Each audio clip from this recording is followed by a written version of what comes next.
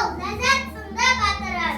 Елім деген, ұлтым деген ұлдарын алатынды өз жеріне әрқашан. Содан бері тәуелсіздік таң атты, шырайланып ұясына күн батты. Желбіреген көгілдір нұры сол жастардың жүрегінде күн батты. Жел тоқсанын болса желі ызғар.